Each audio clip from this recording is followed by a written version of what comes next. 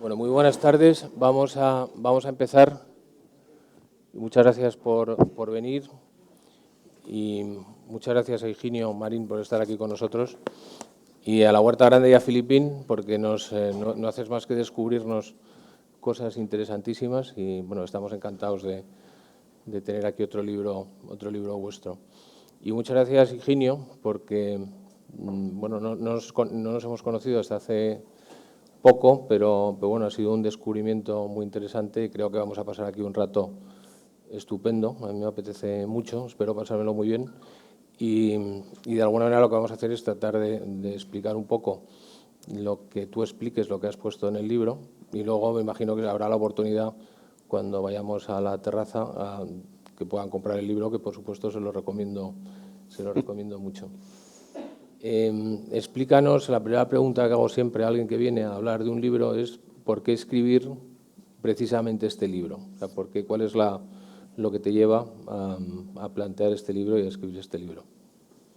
Muy bien. Antes, dos palabras obligadas de gratitud a ti y a Avante por la invitación y por los muchos lectores que hay en la casa, porque no sé si el staff al completo, pero muchos me han dicho que lo han leído, así que me parece. Y en segundo lugar a Filipín, ya a la Huerta Grande, ¿no? Parece que sois dos raras avis, dos en lenguaje castizo, dos pajarracos, ¿no? Porque después de haber editado algunos libros, pues encontrarse con editores que aman los libros y no otras cosas, pues es un asunto muy de celebrar, la verdad. Creo que en la Huerta Grande trabajan muy primorosamente, ¿no? Y encontrarse gente del ámbito de los negocios y del dinero que se interesa por la filosofía y por las ciencias sociales y las humanidades, pues en nuestro país tampoco es tan común. Así que muy agradecido y me siento muy, muy afortunado y muy de vuestra invitación y de poder estar aquí. El libro dice él mismo en algún sitio que es como un cuaderno de bitácora de un filósofo enfrentado a las cosas que nos pasan todos los días, ¿no? Las que aparecen en los medios de comunicación, pero también las experiencias más comunes y más personales, las polémicas políticas, pero planteadas de una manera en la que en realidad con una escala, más que de una manera, con una escala con la que uno no está haciendo política, sino que está pensando sobre las cosas que nos pasan. Yo diría que es como un portuario, ¿no? Es un libro escrito en navegación de cabotaje, ¿no? O sea, cogiendo puertos acogedores, temas y en el fondo es un esfuerzo, es una variante del esfuerzo por entender y orientarse en la vida y en el propio país, en el nuestro, pero más ampliamente pues en el mundo, ¿no? Y tener una cierta opinión, arriesgar una opinión. No es un libro de filosofía política o de filosofía social, es un libro de un filósofo hablando de política o hablando de cambios sociales o hablando de variables personales que están. Yo diría que he escrito el libro por necesidad, porque me gusta, porque tengo ese impulso, porque necesito darme respuestas, porque me parece que es también lo que un filósofo tiene que hacer en público, ¿no? El título original del libro que Filipín, con buen criterio, me dijo que cambiáramos era En público, ¿no? Pues, con la idea de decir, bueno, pues esto es alzar la voz en público y decir, yo creo que tengo algo que decir sobre este asunto, aunque sea muy modesto. Pero es un libro escrito a mano alzada, como los arquitectos cuando ya saben utilizar mucho su utillaje y entonces son capaces de hacer. Pues está escrito así, está escrito intentando capitalizar el oficio de los que nos dedicamos a la filosofía, ¿no? Y entonces, bueno, pues puedo escribir sobre asuntos que no son. Y por supuesto es un libro de piratería. O sea, sin ningún respeto a los feudos epistemológicos ni académicos. Seguro que hay colegas míos que se dedican a las relaciones internacionales que se enfadarán diciendo, pero ¿qué hace este señor hablando de esto? O a la sociología o a la psicología. Pero con ese puntito de desfachatez que yo creo que tenemos los filósofos y que en cierto modo nos asimila tanto a los bufones medievales, ¿no? Que, pues, que como nadie nos toma muy en serio, pues podemos decir muchas cosas, ¿no? Pero bueno, yo creo que eso es una de las cosas interesantes del libro. Yo, después de leerme este libro, que me ha gustado mucho, pues profundicé más, como tiene más libros Higinio, me he leído algún otro libro que tiene otro nivel de profundidad. Y yo creo que el tono que tiene, pues yo creo que es muy, muy recomendable, y sobre todo los temas que tratas, yo creo que son todos interesantes. De alguna manera el libro, tú lo explicas muy al principio, es un intento de entender el mundo. Quizá porque es uno de los problemas fundamentales que tenemos todos los que estamos viviendo en este mundo, y es que muchas veces no hacemos el esfuerzo probablemente por comprender lo que está pasando, y como haces tú la metáfora, que me parece muy acertada, vamos surfeando la ola, resolviendo los problemas con más o menos información, pero por la parte de arriba, y no tratamos de ver, tú lo explicas muy bien, cuáles son las corrientes que hay por debajo, la formación del litoral, y al final nos perdemos muchas cosas, y nos lleva a un punto, porque claro, con este planteamiento lo normal es que no nos vaya demasiado bien, y llegamos a un punto que nos defraudamos y llegamos a la conclusión de que todo está mal, que el sistema está contra nosotros, ¿no? Yo creo que esa falta de profundidad, pues probablemente es uno de los grandes problemas en los que tú apuntas, y probablemente el libro ayuda a eso, a decir, hay que estar en el mundo, pero pensando un poco más en el mundo, ¿no? Sí, por seguir la metáfora marítima, ¿no?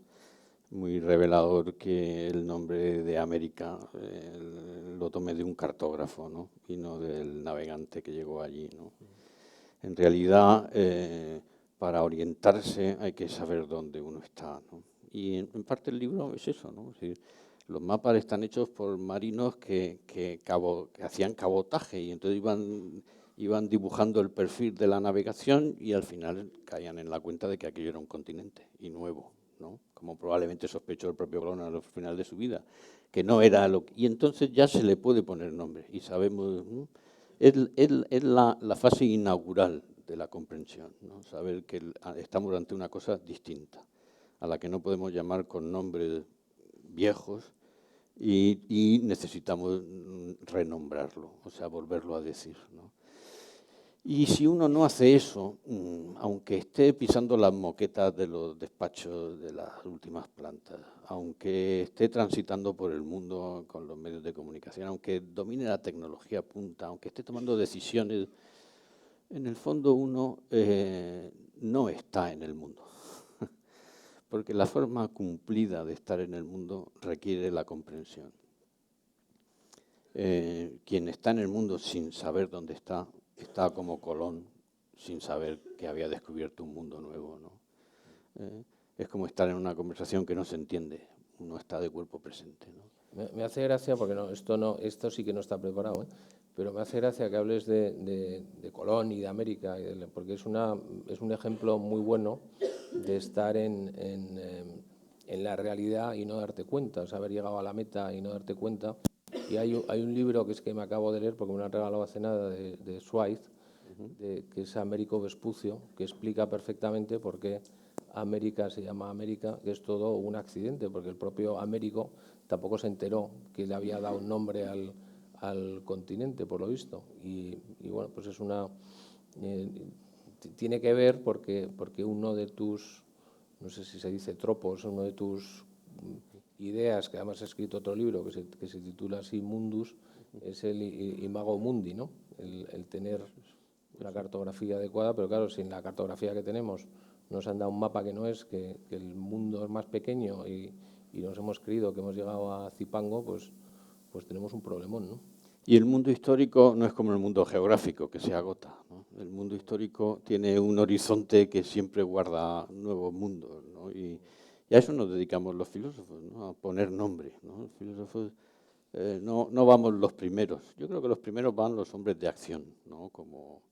Pero luego llegan los que ponen nombre y dicen, bueno, pero estamos más o menos aquí, ¿no? O sea, esto no es lo que era antes, ha cambiado.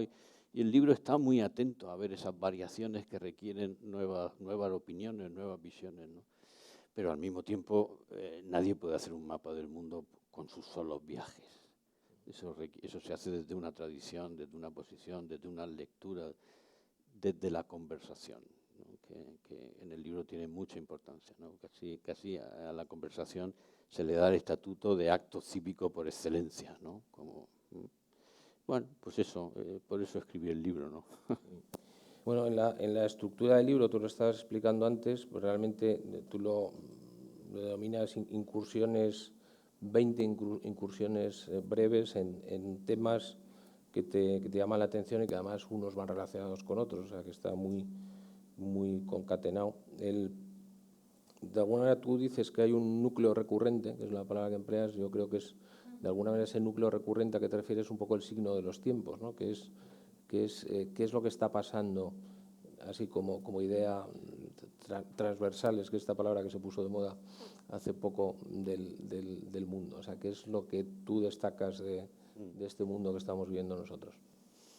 Sí, bueno, podemos abordarlo de muchas maneras, pero en el libro empieza diciéndose que hay un cierto acuerdo, una cierta unanimidad en que uno de los rasgos de nuestro mundo es la velocidad. A mí me parece que esa manera no caracteriza suficientemente la situación, ¿no? Me parece que recuerdo un pasaje de Julio César donde dice que echa mucho de menos Roma porque en Roma pasan las cosas muy deprisa, pero donde él estaba, que me parece que en las Galias, las cosas no ocurren, ¿no? O sea, el tema de la velocidad debe de ser desde qué ciudades. Las ciudades son un acelerador histórico, ¿no?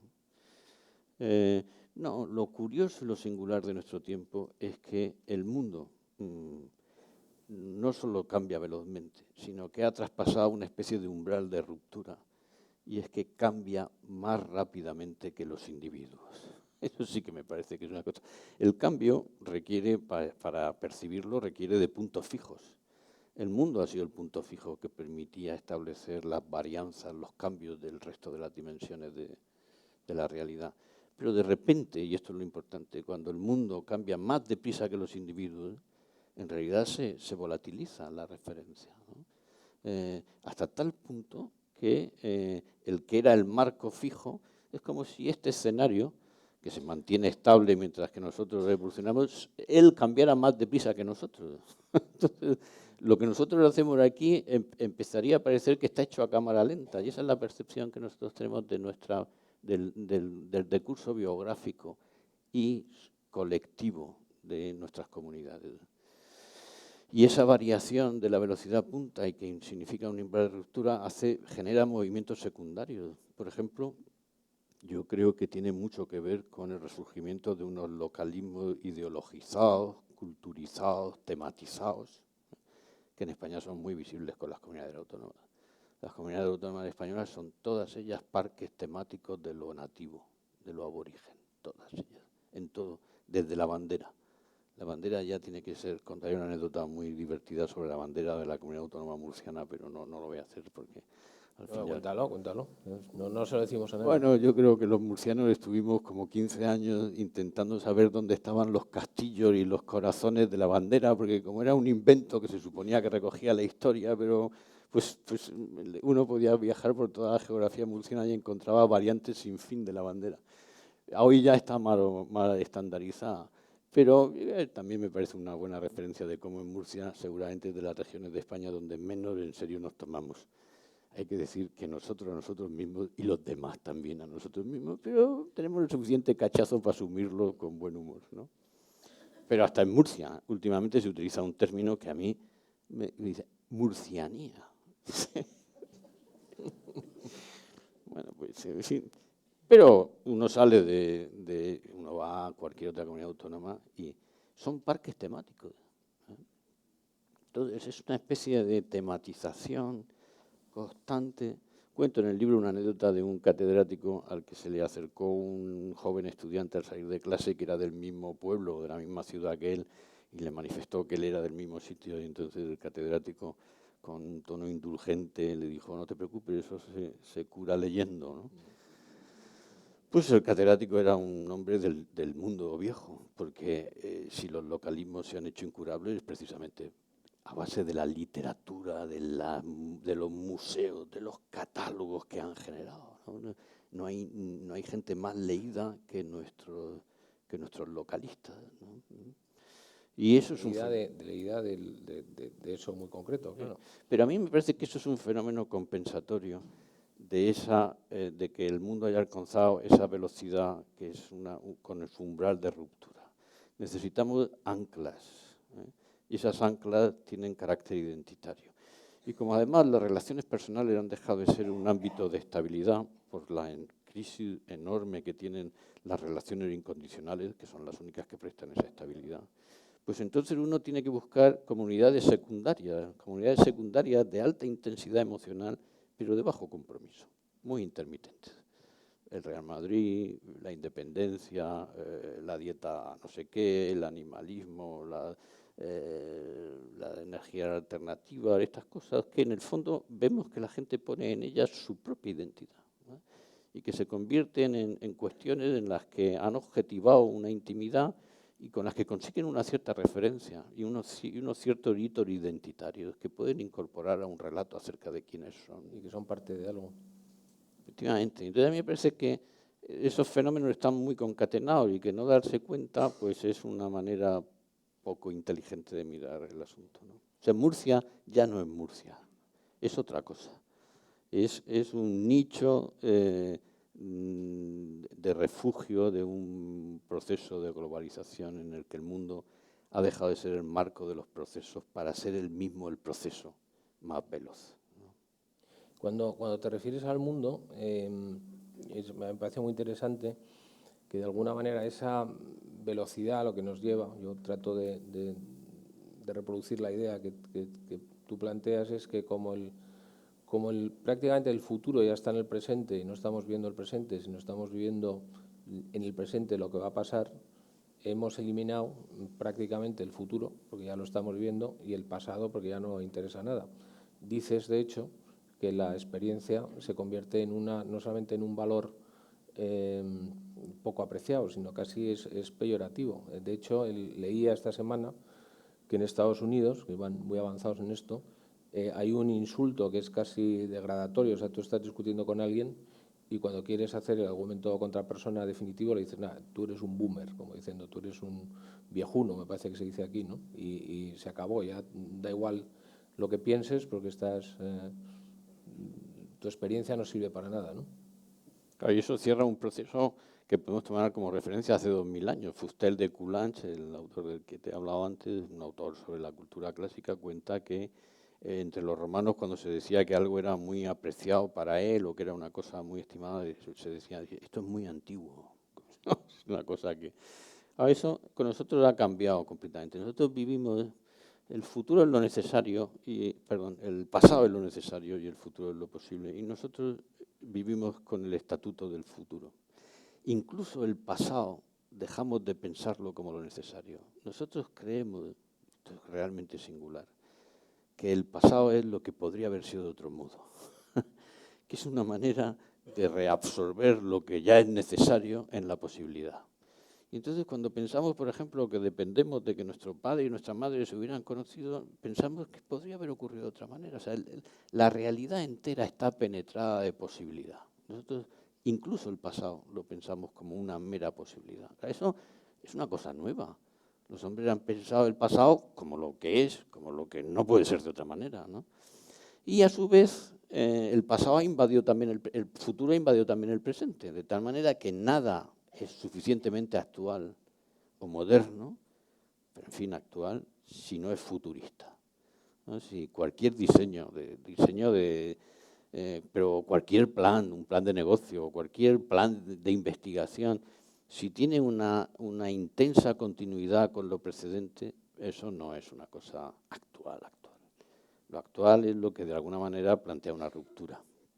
Claro, todo eso llena la despensa de futuros que no lo han sido nunca, ¿no? Que es lo que pasa como con los diseños de los coches.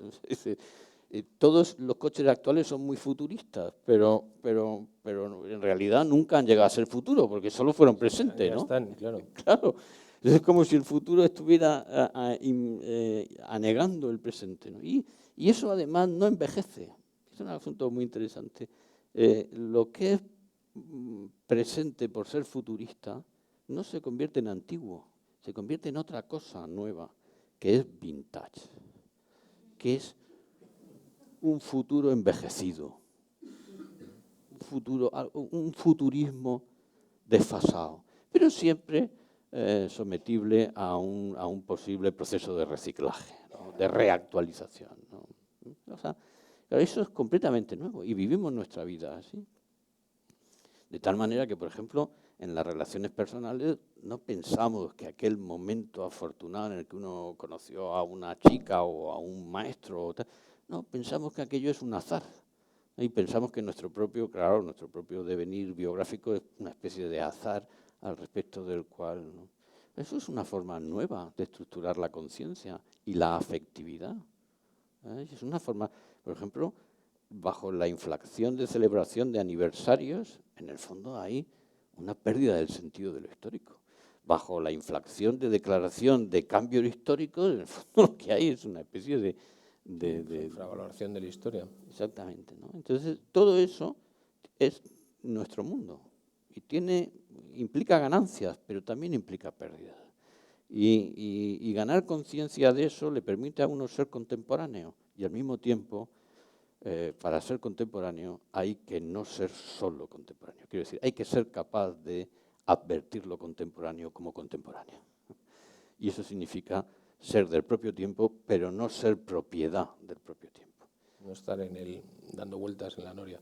No ser un efecto solo de nuestra... Y eso lo da la filosofía. Creo que esa es una de las ganancias vitales que tiene la filosofía, el pensamiento en general, ¿vale? La capacidad de ser del propio tiempo sin quedar cautivo del propio tiempo. Y por tanto tener un sentido crítico y considerar que una cosa es una ganancia y otra cosa no tanto.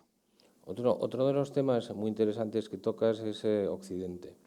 De alguna manera, bueno, estamos viviendo una crisis, que en filosofía es una crisis larga, se lleva mucho tiempo hablando de esto, que es la crisis de la modernidad, la ilustración, si ha fracasado o no ha fracasado, lo que hay después de la modernidad, que se llama de muchas maneras posmodernidad, ultramodernidad, pero realmente en lo práctico, desde la crisis del 2008, y nosotros aquí lo vivimos todos los días, hay pues una ruptura del sistema que nos preocupa porque si nos cargamos todas las instituciones, pues es difícil tener idea de hacia dónde vamos y de alguna manera todos en la vida lo que tratamos es de reducir en la medida de lo que podamos las incertidumbres. Entonces tú hablas de una radicalización que no es solo la típica que vivimos de todos contra Occidente, Occidente contra todos, sino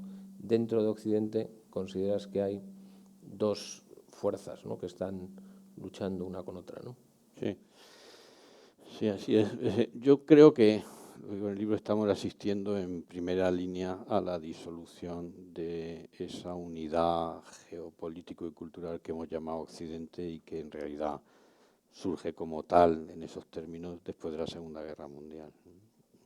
Y creo que la dimisión del liderazgo defensivo norteamericano no es un hecho anecdótico, porque era estructural ese liderazgo geopolítico y militar. Es decir, la relación por la que los países europeos tenemos un presupuesto en defensa tan bajo, porque esa parte del presupuesto la cubrían los Estados Unidos de América, no era un simple apaño, era una estructura epocal. Una cristalización institucional de carácter informal de una configuración de países. Yo creo que eso se está disolviendo. Pero hay una disolución más insidiosa que esa, que es a la que tú apuntas, ¿no? Por eso lo llamaba la falla occidental, ¿no?, que a mí me parece que atraviesa cada uno de nuestros países y que tiene que ver con esos umbrales de ruptura de los que digo que estamos asistiendo, ¿no? Me parece, en el libro está dicho de otra manera, que este cambio de la temporalidad y de la concepción de la realidad es como la orografía de una catarata por la que todas las demás dimensiones de la realidad se despeñan, ¿no?, en una cascada, ¿no? Entonces, esa manera, ese cambio, por así decir, de concebir la realidad produce que el resto de las cosas caen en cascada, ¿no? Entonces, uno de esos umbrales de ruptura es que en Occidente lo que hemos conocido como el progresismo plantea hoy una ruptura de manera mucho más intensa con la tradición de lo que ya venía planteando desde la Revolución Francesa y desde la primera Ilustración, ¿no? Porque ya no es simplemente una especie de adanismo, es una especie de adanismo belicoso, ¿no? Y que esa otra variante del Occidente en el que también se quieren incorporar elementos de la modernidad, pero con el esfuerzo de discriminar continuamente qué merece la pena ser preservado y qué no merece ser preservado, pues esa relación ha alcanzado un grado de tensión que es muy cercano a la ruptura, ¿no? Me parece que eso tiene que ver con la polarización que padecen todos los países occidentales, todos, todos. Agravada por los efectos de la crisis, de la última crisis, y de los efectos según los distintos patrones de distribución de la riqueza que hay en cada uno de ellos, ¿no?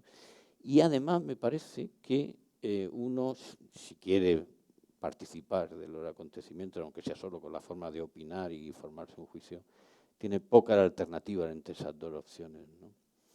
Y además me parece que es un movimiento de largo alcance, ¿no? Me parece que, por decirlo de una manera, es el libro cuando la Revolución Francesa declara la igualdad y la libertad contra Dios y la Revolución Norteamericana declara la igualdad de todos los hombres en nombre de Dios, ahí había de manera germinal, había lo que luego me parece a mí que es un movimiento y que da lugar a uno de los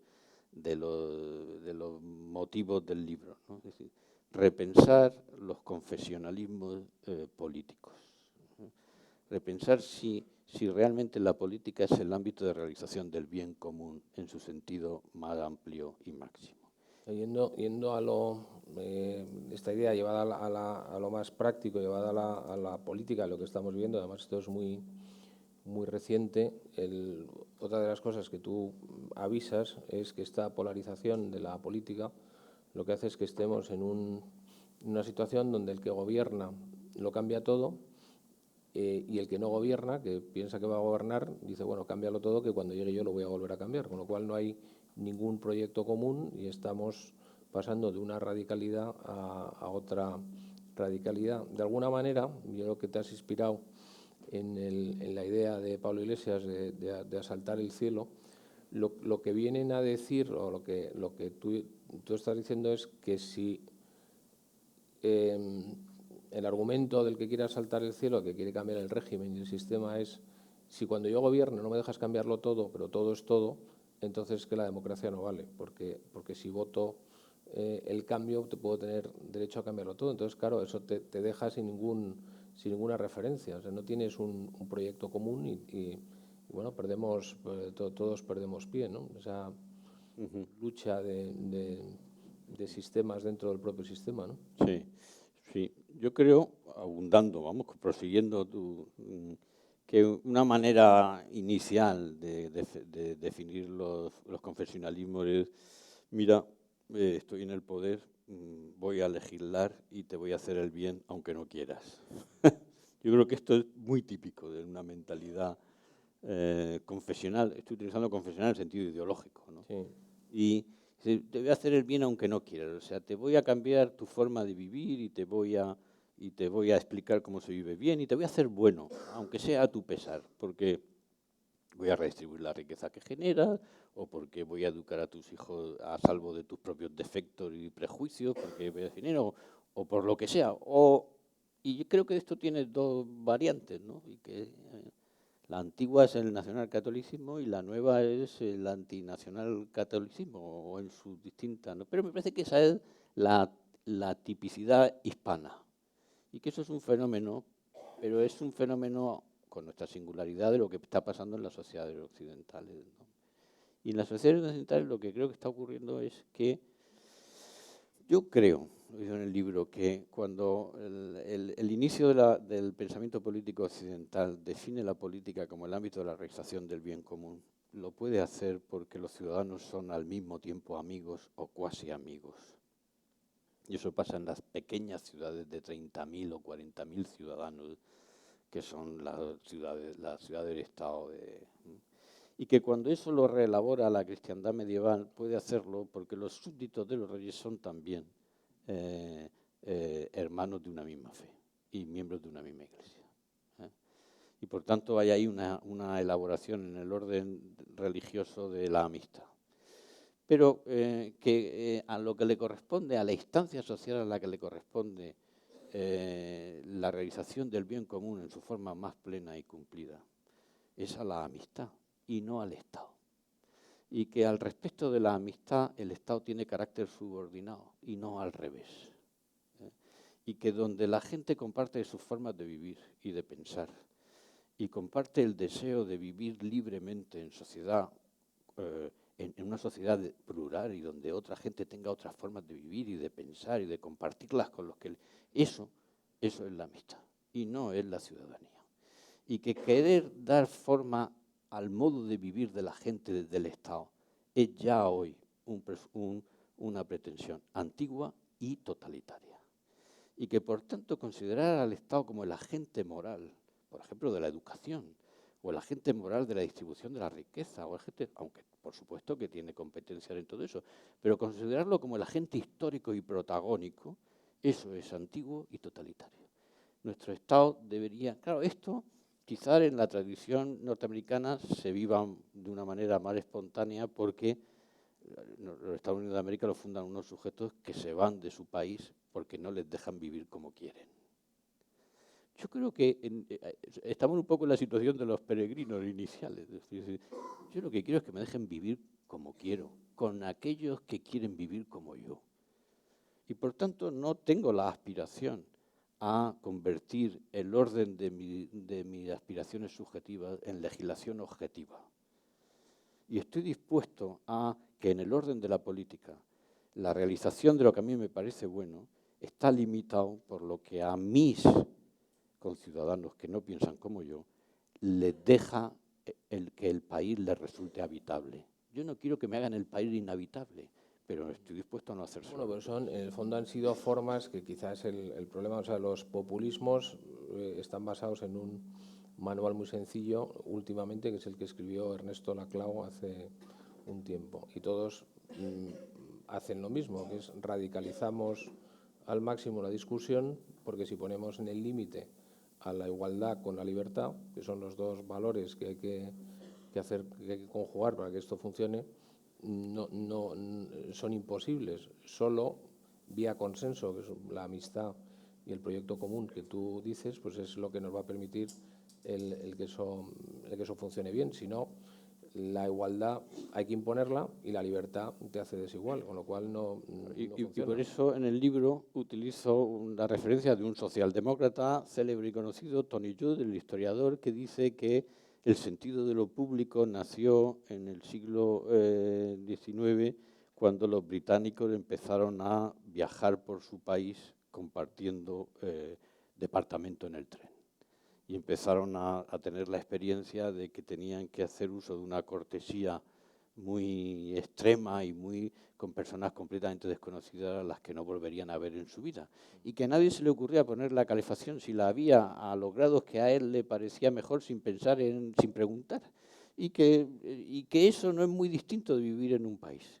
Y que por tanto hay un moderantismo o una moderación que es constitutiva del orden de lo político, donde en el orden de lo político en el Estado yo no tengo que hacer las cosas tal y como a mí me parece mejor, ni tengo que legislar. Eso, reivindico la libertad para hacerlo en mi casa, entre mis amigos, pero no entre los ciudadanos. Y me parece que todas las ideologías que secularizan al cristianismo y por tanto tienen una aspiración, confesa o inconfesa, a la realización del paraíso en la historia, y de ese tipo son todas las que tienen una matriz marxista, tienen esa pulsión totalitaria. Una pulsión totalitaria que se debilita cuando adoptan ese fin como utópico. Pero en la medida en la que procuran una realización histórica creciente de ese fin utópico, pues es que quieren hacernos felices aunque no queramos. Tienes un apartado dedicado a la...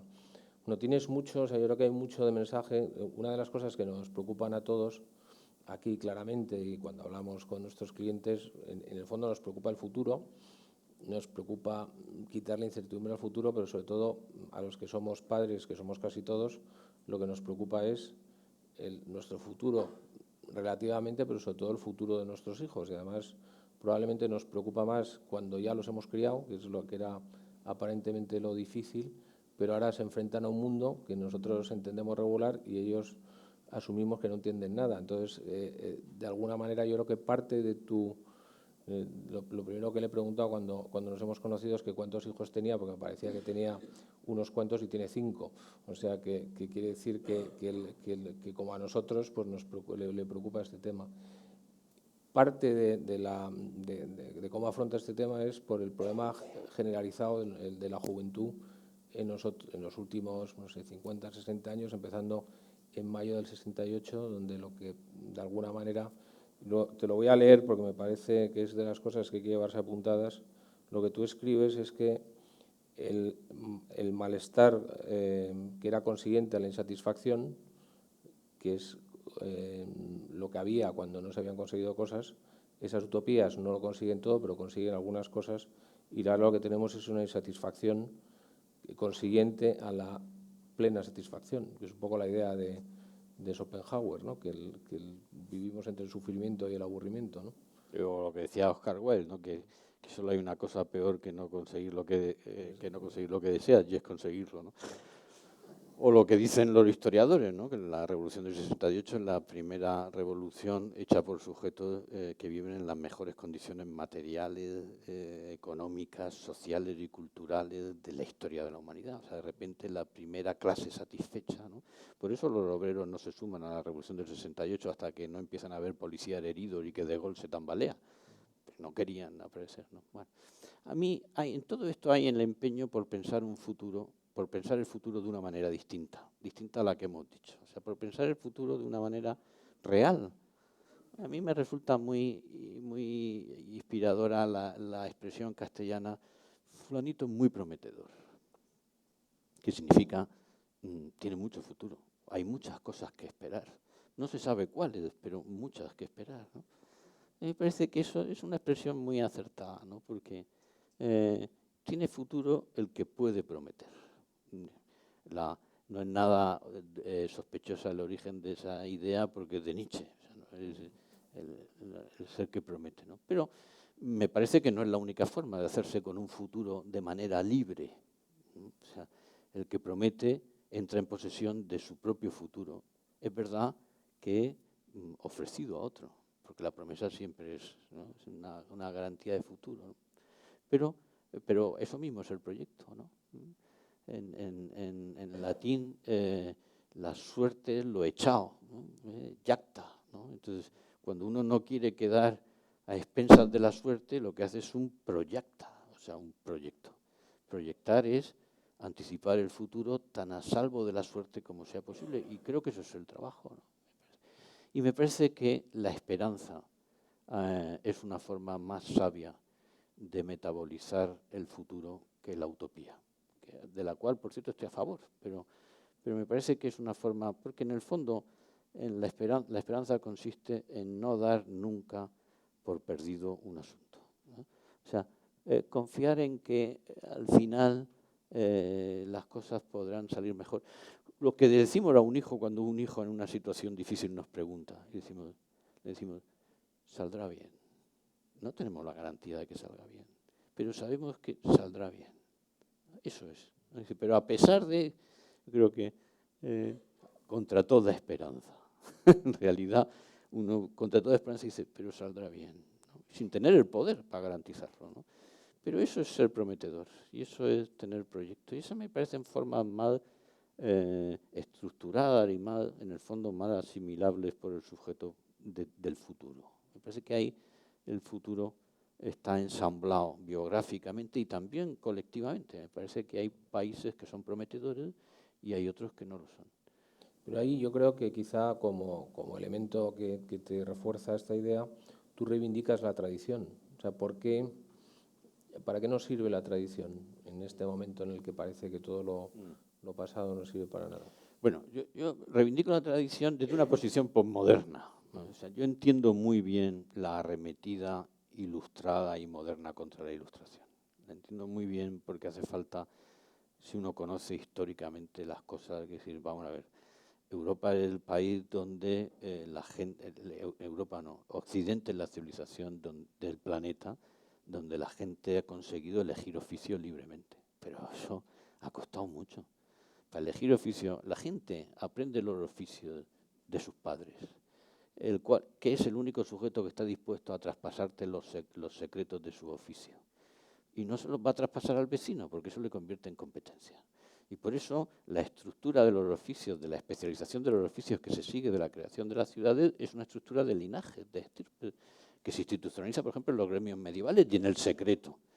Claro, hace falta que la gente esté dispuesta a enseñar los secretos de su oficio a alguien que no es su hijo.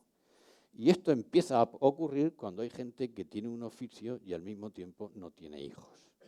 Y esos son los oficios sagrados del clero y de los religiosos de la cristiandad medieval, que generan una institución en donde enseñan su oficio y sus secretos a gente que no son sus hijos, que se llama universidad, de la que sigue dependiendo hoy que la gente pueda aprender un oficio que no es el de su padre. Y por tanto, que pueda desagregar del ámbito doméstico y patriarcal la posibilidad de elegir su oficio. Entonces, el oficio se convierte en un asunto que abre al futuro, porque uno adivina qué es lo que quiere ser. Pero esa adivinanza siempre tiene referencias genealógicas. No porque uno vaya a elegir libremente lo que le habría llegado como oficio de su padre, sino porque incluso en la variación respecto a lo que se dedica un padre, uno guarda un vínculo. Yo soy hijo de empresarios y de industriales, y entonces pues claro que me dedico a la filosofía. Soy una completa frustración para las expectativas paternas, pero bueno, pero yo no he cancelado ese vínculo, y mucho menos con una especie de dialéctica alternativa o agresiva, ¿no? En ese sentido, o sea, yo defiendo una tradición reconquistada de la autonomía del sujeto. La otra cosa que la gente no ha hecho a lo largo de la historia es elegir esposa. Eso ha ocurrido en Europa mediante la definición canónica del consentimiento matrimonial, porque además el consentimiento matrimonial vinculaba a una institución de por vida. Y entonces es el ejercicio. Romeo y Julieta. Romeo y Julieta es el monumento literario donde Shakespeare celebra que unos sujetos contra sus linajes son capaces de elegir y, por cierto, no encuentran más aliado que un franciscano, o sea, que un monje, que un sujeto que... ¿no? Entonces, desde ese sentido reivindico la tradición. Me parece que el proceso de modernización ha llegado a una madurez suficiente y a una autonomía suficiente respecto de la tradición como para decir, igual de necesario era cancelar vínculos con la tradición y purificarla y discriminar qué era lo que había que preservar, como ahora reivindicar que somos sujetos históricos y que buena parte de lo que somos lo somos con la forma de la herencia. Genéticamente, todo. O sea que algo tendrá que... Y no digo ya lingüísticamente. Estamos hablando de un idioma cuyas palabras tienen una historia. Y la tienen en castellano como no la tienen en otros idiomas, ¿no? Vamos a meternos un poco con nuestros hijos y con la juventud, pero ya con la juventud de ahora. Siguiendo con esta idea de la paradoja de la satisfacción, tú lo que dices es que le dedicas a esto un capítulo, que la característica que tú ves más clara en la juventud es la apatía, ¿no? Sí, yo llevo dando clases no mucho tiempo, menos de algunos ilustres profesores que veo aquí, pero si me dijeran qué ha cambiado en estos 25 o 30 años en los que estoy dando clases, yo diría el rasgo dominante que ha cambiado es la apatía. Es una especie de mataprofesores, porque uno mira a sus alumnos y encuentra un gesto de impasibilidad que no es estoico, no sé, o sea, debe ser lo que un ebanista encuentra cuando mira el tronco. Es una cosa así. Diciendo el dicho castellano, ni siente ni padece. Y uno puede poner todos sus recursos, puede poner todo el entusiasmo y, sí, es verdad, consigue movilizar unos cuantos gestos, pero el grueso sigue manteniéndose impasible el ademán. ¿no? Como servirían para aquella delgada línea roja del ejército británico. Si no se mueven, les caiga encima lo que les caiga. A mí me parece que eso es un fenómeno que solo se explica a partir de la completa satisfacción. Eso me ve de lo poco que tienen que desear y de lo cortos que son sus deseos, del poco alcance que tienen, ¿no? Y no me parece que ellos sean culpables, me parece que son víctimas de ese asunto. Me parece que eso es sintomático del mundo que les construimos, de las sociedades que les hemos construido. Y que ellos en ese sentido lo padecen. Lo padecen de una manera muy paradójica, porque lo padecen quiere decir que lo tienen todo, que apenas les queda nada que desear. Y por tanto sus deseos hacen deseos de baja frecuencia, o sea, de poca cosa, de esto, de tener una tablet, de no sé qué, no sé cuánto, ¿no? Y además me parece que es típico de las personalidades que han padecido un síndrome muy contemporáneo, que es la inexperiencia de la privación. Es de que los padres contemporáneos desestructuramos a nuestros hijos cuando les privamos de la experiencia de la privación. No digo que haya que negarles todo por sistema, pero que la experiencia de la privación es constitutiva del carácter y de la personalidad, precisamente porque vacía el presente, o sea, permite que el futuro tenga una expectativa, ¿no?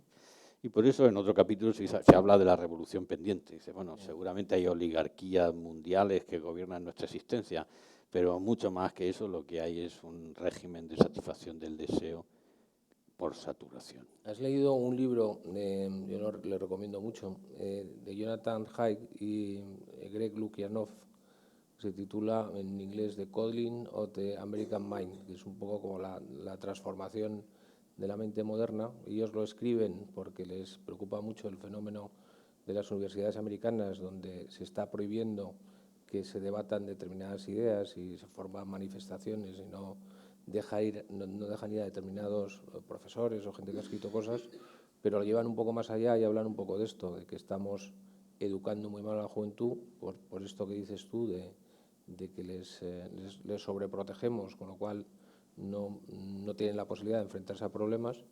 Luego, además, les decimos, según dicen ellos, que pueden ser lo que quieran, o sea, que tienen libertad total de ser ellos mismos, tanto desde el punto de vista de género, de lo que quieran, de todas las cosas. Y luego, además, cuando sale mal, porque lo más normal es que te salga mal, claro, si no te has enfrentado nunca a un problema y tratas de ser lo que quieres, pues lo normal es que te salga mal.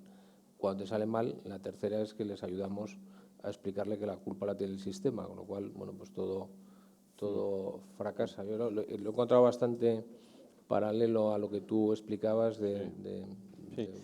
Hacemos todo eso y hacemos otra cosa peor, creo. Porque ellos captan, de manera, aunque no lo expresemos, que idolatramos nostálgicamente la juventud. A mí me parece que el punto donde realmente les hacemos daño es en esa idolatría nostálgica de nuestra propia juventud, que claro, cuando uno... ¿Pero tú crees que hacemos eso?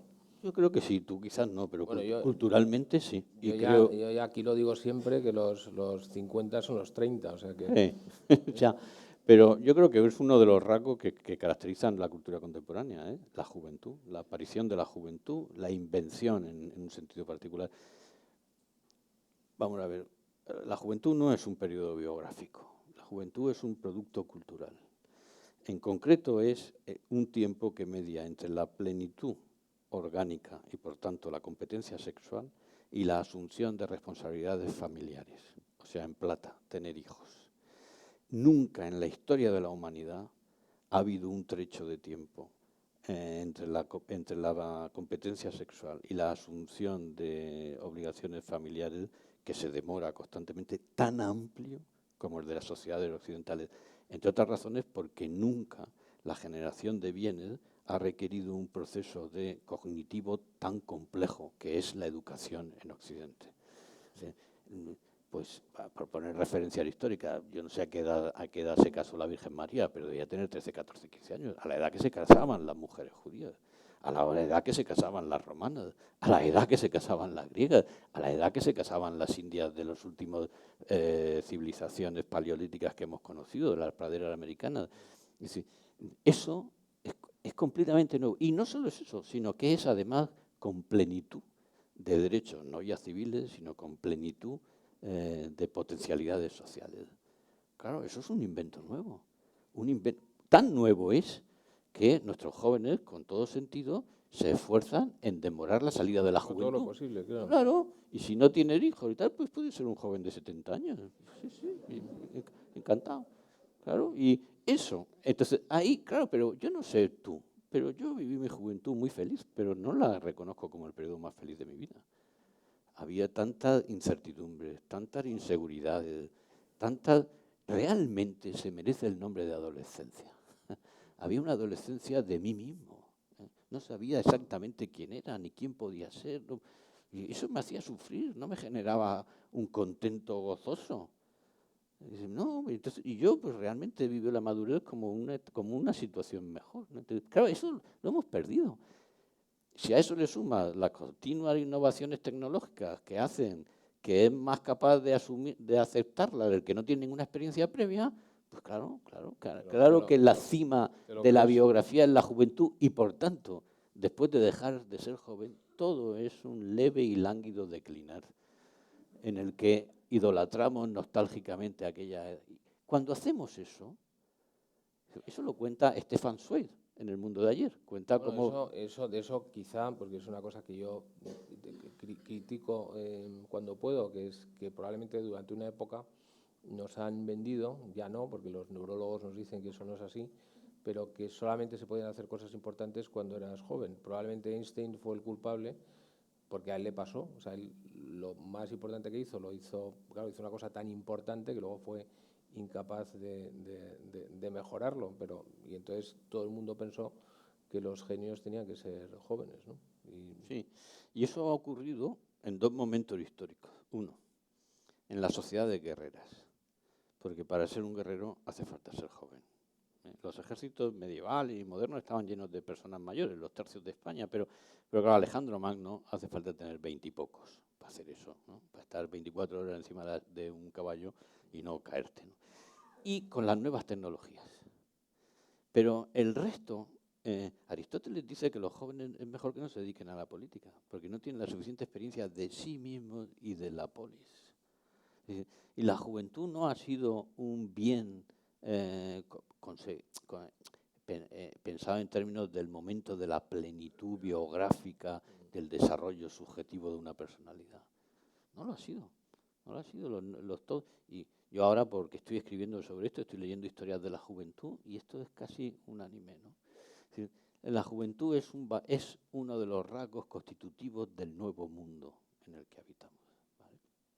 Y es un rasgo precisamente de ese carácter futurizo del presente, que genera futuro envejecido. Hay mucha gente que es vintage dentro de sí mismo, ¿no?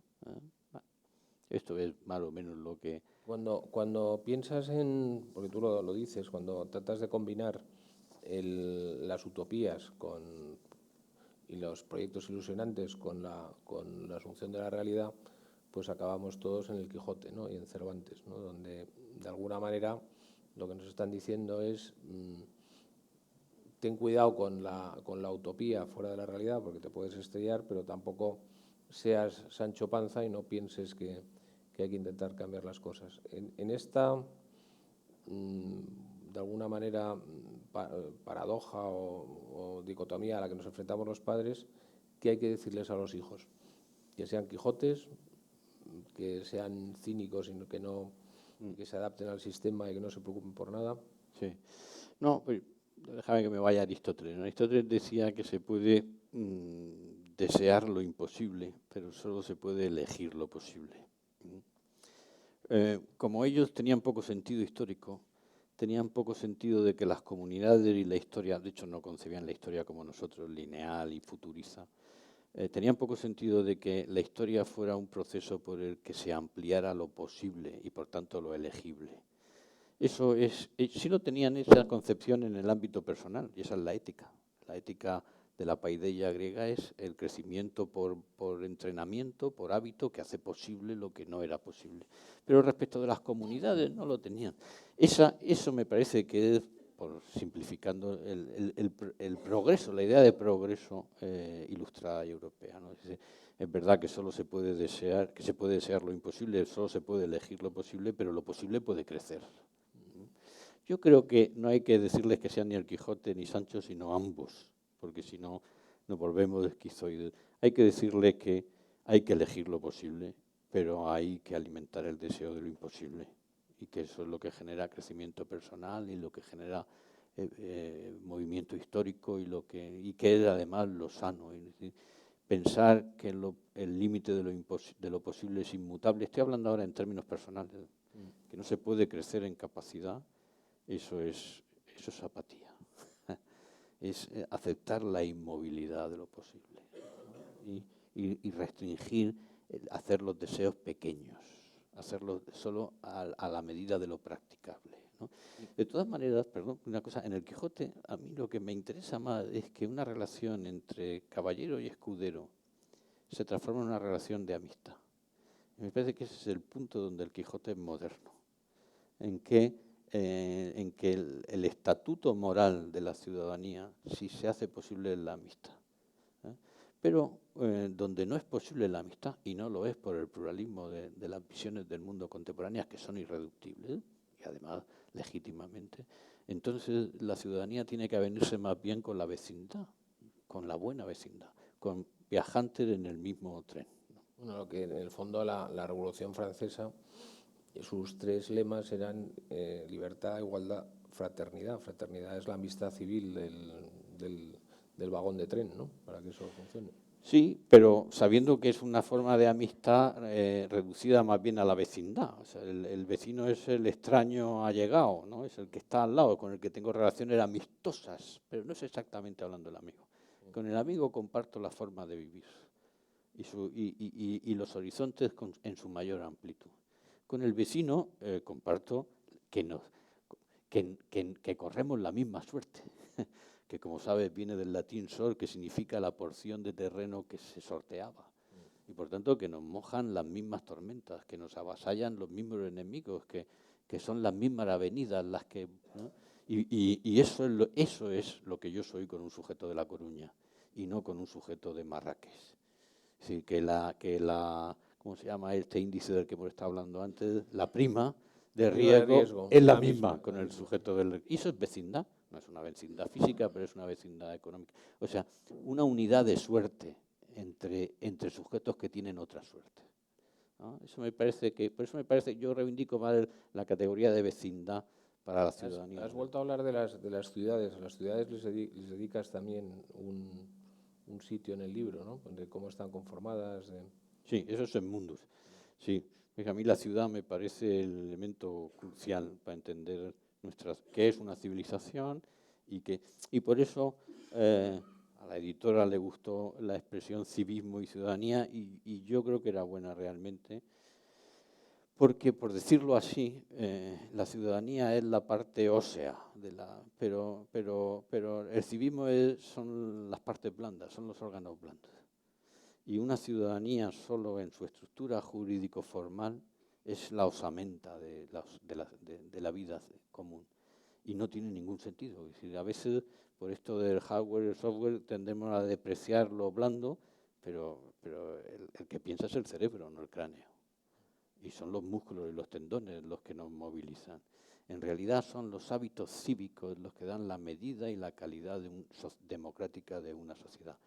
Y no sus formalizaciones objetivas de naturaleza legislativa. Y por eso, una ciudadanía que no sea también una forma de elaboración de civismo, de saber vivir en la ciudad. Civismo es saber vivir en la ciudad, o sea, saber vivir con vecinos, que es lo que uno no tiene que aprender en el campo. ¿Y por qué nos hemos cansado de eso? Porque de alguna manera tú hablas también de fatiga, ¿no? De cansancio, probablemente por esa satisfacción de todo, de una fatiga política, ¿no? Una fatiga en ese esfuerzo de convivir, ¿no?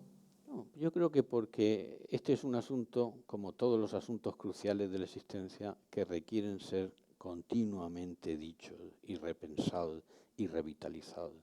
Y pasa por mejores momentos y peores momentos. Esto es como las relaciones de pareja donde uno u otro demandan con cierta regularidad que les vuelvan a decir que lo quieren, ¿no?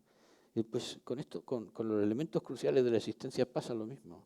El civismo es algo que la tradición occidental tiene que pensar y repensar. En realidad, los filósofos, los pensadores, nos dedicamos a volver a decir lo que necesita ser dicho para no ser olvidado. Entonces, es probable que la situación crítica sea crónica, o sea, que esté siempre al límite del olvido. También es verdad que puede haber momentos mejores y peores, y no creo que estemos viviendo de los mejores, ¿no? En parte porque se piensa que con detentar la condición de ciudadano está resuelto el asunto. Todo. ¿No? Entonces, la clave del civismo es caer en la cuenta de que lo justo, lo debido, requiere un exceso. Nos faltan los bárbaros, ¿no? Aquella historia de que si hay bárbaros, pues nos defendemos contra algo, pero si no llegan, pues nos quedamos nosotros solos, ¿no? Bueno, nos faltan, yo creo que nos sobran. Bueno, los tenemos dentro. Sí, eso es. Está bien visto. La barbarie se ha hecho interior. No, nos falta superar un asunto que a mi juicio es un callejón sin salida de la tradición occidental. Desde Maquiavelo y desde los primeros teóricos de la economía se ha dado la autorización a los agentes económicos y a los agentes políticos de ser depravados, de procurar su propio interés, en la promesa de que el sistema recicla los residuos tóxicos que él genera, transformándolos en beneficio común. Y que ese sistema podía prescindir de la calidad moral de sus agentes, porque él mismo transformaba. La experiencia de final del siglo XX es que no hay sistema, ni físico, ni social, ni económico, capaz de generar los residuos tóxicos que generan malas prácticas generalizadas. Esta es, a mi juicio, la clave que hay que ponerse. No lo hay desde el punto de vista de la basura espacial, de la contaminación medioambiental, pero tampoco, no hay sistema político que aguante un sistema de corruptelas generales. No hay sistema económico que aguante. Llevamos 2 siglos declarando la independencia de la economía como ciencia respecto de la moral. Y viene una crisis y todos los economistas del planeta, unánimemente en coro, nos dicen que la causa son malas prácticas. Y se dice, pero no habíamos quedado en que una cosa... Bueno, pues yo creo que después de la crisis, siendo un poco o mínimamente humildes, lo que tenemos que reconocer todos, y los economistas los primeros, que hay que tirar todos los libros a la basura y empezar de cero, ¿no? O sea, a partir del 2008 nada se explica con lo que hemos estudiado. O sea, fíjate un ejercicio tan fácil como que alguien en los 50 años anteriores al 2008, en cualquier máster o en cualquier universidad, hubiera levantado la mano y le hubiera dicho al profesor de matemáticas financieras, ¿por qué no hacemos un ejemplo de calcular la rentabilidad del bono con un cupón negativo? Bueno, pues eso que lo hubieran echado de clase y lo hubieran fusilado por gracioso, ahora es a lo que nos dedicamos todos los que nos dedicamos a las finanzas, a calcular tires con cupones negativos. Bueno, pero entonces todo o sea, a ver cuánto le tengo que pagar a alguien para darle mi dinero. Pero todo eso, aparte de poner de manifiesto la involución de dinámicas que creíamos que eran estables, a mi juicio tiene que conducirnos al asunto. Un país, el famoso tema de la riqueza de las naciones. ¿Dónde está la riqueza de las naciones? Yo creo que lo sé. Perdón por la inmodestia. Mi universidad me mandó al extranjero unos meses a preparar mi tesis doctoral. Y voy a contar esta anécdota. Y yo pues di mal la dirección en la que estaba y entonces estaba novio con mi actual esposa y madre de mis hijos y me llegaban las cartas. O sea, había un cartero en Oxford que a un sujeto que estaba allí unos meses él dedicaba el tiempo suficiente a desentrañar el error de la dirección, que era significativo, ¿no? Sí, esto, yo llevo 2 meses sin recibir mi tarjeta 4B del Santander, porque ha cambiado el cartero de mi demarcación y mi dirección sigue estando mal puesta. El anterior se había tomado el trabajo de encontrarme y este lleva ya 2 meses sin tomarse el trabajo. Está haciendo su obligación. Ya, pero es que la obligación no es lo debido. Es que yo tampoco me limito a mi obligación. Y vuestros clientes, cuando vienen aquí, no están esperando que cumpláis vuestra obligación, están esperando que convirtáis en un asunto personal su problema. Convertir en un asunto personal llena el sistema social de un fluido que es gratuidad anónima, pero que hace que el sistema funcione, que es la gente haciendo bien su trabajo porque le gusta o porque le compromete. Por eso las cartas llegan a su sitio. Por eso arregláis problemas que vuestros clientes ni siquiera os han planteado. Porque en lo que hacéis sabéis que lo justo requiere del exceso. Eso es pura gratuidad. Pero, por cierto, es lo que reporta la satisfacción por la que a cada uno nos gusta hacer lo que hacemos. Porque somos capaces, como los pilotos de Fórmula 1, de dar 200 vueltas al mismo circuito, en el mismo sentido, con el mismo coche, y seguimos buscando la vuelta perfecta. Eso es lo que esa es la riqueza de las naciones. La riqueza de las naciones es porque los conductores de autobús de las líneas públicas de Oxford tenían a gala llegar en punto. Bueno, pero eso es un tema cultural, al final es inteligencia colectiva, ¿no? Bueno, pero en Oxford podéis hacer planes, en Murcia no puedes. Los autobuses llegan cuando pueden o cuando quieren, ¿no? Entonces, bueno, oiga, no me extraña que después de 200 siglos unos sean más prósperos que otros, ¿no? No, yo no creo, creo mucho menos, dice, bueno, estoy en un pasado colonial y sí, todo eso está muy bien. Pero en un país donde hay mucha gente intentando hacer las cosas tan perfectamente como está a su alcance, esta es la debilidad de la vida política española, el poco sentido que tenemos de la profesionalidad. Toda la polémica que yo he oído en estos 2 días, que no he visto mucho la tele, acerca de si los jueces sí, los jueces no, es que no nos fiamos que los jueces sean jueces. Y digo, oiga, pero ¿le deja a usted que sea juez o que sea lo que sea, ¿no? Nuestro escaso sentido de la y son muy buenos, o sea, que hay que decir que... Bueno, y encima resulta que hay muchas cosas que hacemos muy bien, ¿no? O sea, que eso, por ejemplo, nosotros lo notamos mucho en eso que decimos que es la buena sanidad española, ¿no?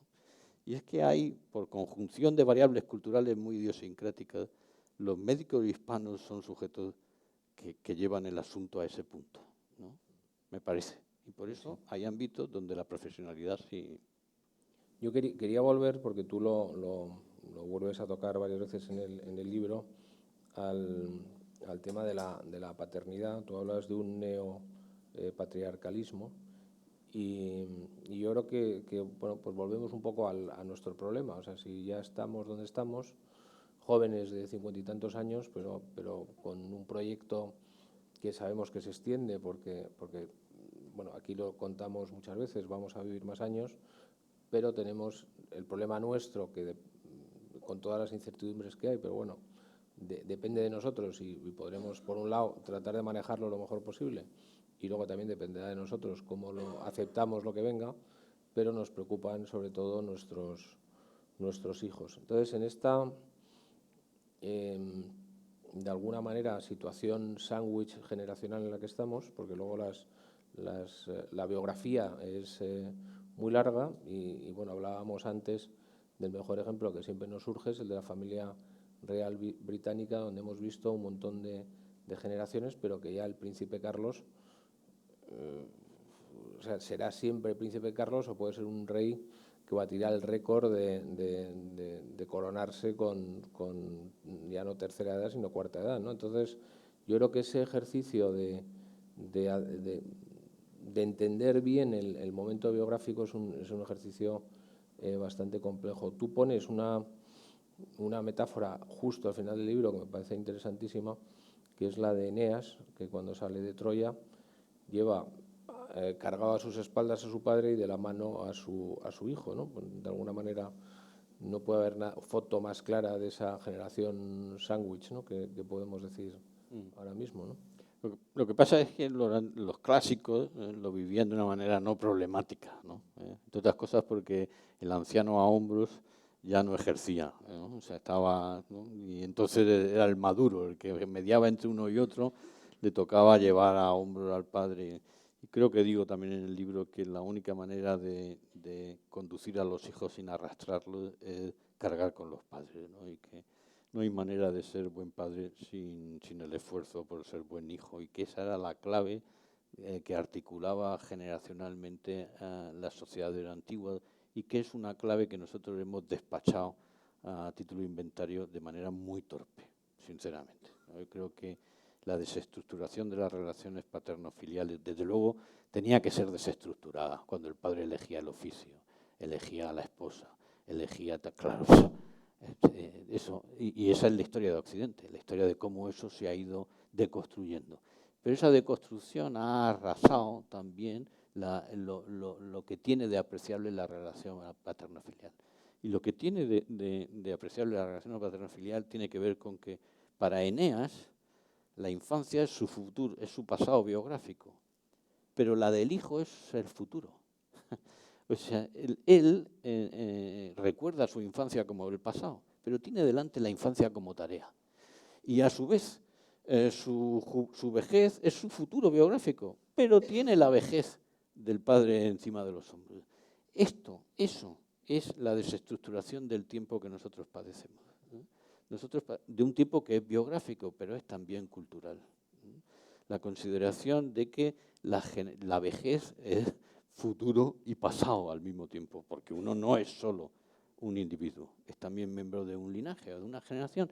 Pero esto pasa en la familia y pasa en los linajes filosóficos. Yo tengo aquí a uno de mis maestros, sentado en primera fila, don Rafael Alvira. Y claro, pues claro que las cosas que él ha pensado, en cierto modo, son pasado, pero para mí son futuro, porque son prometedoras, son lo que puede dar de sí el asunto. Y eso ocurre en las organizaciones. Vuestro pasado montando esto, en realidad guarda secretos respecto del futuro, no lo resuelve, que eso era el estatismo de la sociedad de la antigua. Resolver siempre con estrategias pretéritas planteamientos. Es verdad, no lo resuelve. Pero eso no quiere decir que se pueda prescindir de él sin pérdida grave, ¿no? Esa es la articulación, yo creo, por eso digo posmoderna, de lo histórico, de la tradición, si se quiere, ¿no? Y por eso me parece que esos temas hay que repensarlos, biográfica, organizativa y culturalmente. Muy bien, yo creo que vamos, yo podría estar horas, ha sido fantástico. Me gustaría hacerte una última pregunta, que siempre intento que sea un consejo para mí y para todos los que estamos aquí. Y probablemente, como hemos estado hablando bueno, de ser buen ciudadano, pero de los hijos, pues, ¿qué nos recomendarías? O sea, ¿qué tenemos que hacer? Oh. No, Muy breve. A un filósofo nunca hay que hacerle estas preguntas tan directas porque nos sumimos en la perplejidad. ¿Qué hay que hacer respecto de los hijos? Bueno, sí. ¿Sí? Ya leemos tu libro y de qué nos tenemos que acordar. Bueno, yo Una creo cosa. de las formas del futuro, de las formas humanas del futuro, de las formas libres del futuro, que son la promesa, lo prometedor, el proyecto y la esperanza. Yo creo que eso es una manera de reinterpretar la juventud, de tal manera que la juventud no se convierte en una categoría caduca y uno puede tener una juventud realmente, porque todos aspiramos a la juventud perpetua. Eso no, pero puede tener una juventud sin denigrar una condición ya madura como la tuya y la mía. Seguro que tienes proyectos, seguro que hay cosas que todavía, capacidades que todavía esperan potenciarse, o crecer. Seguro que tienes esperanza, ¿no? Y además seguro que la esperanza excede tu tiempo biográfico, ¿no? Porque tienes hijos, aunque no los tengas físicamente, porque a lo mejor es en Avante o donde sea. Otros, sí. Ese es el único consejo demasiado difuso, me temo. Bueno, hay otro muy práctico, que es leerse el libro. Bueno, ese es un buen consejo, sí, el mejor. Muy bien, pues me gustaría, te damos las gracias, pero me gustaría despedirte con un fortísimo aplauso.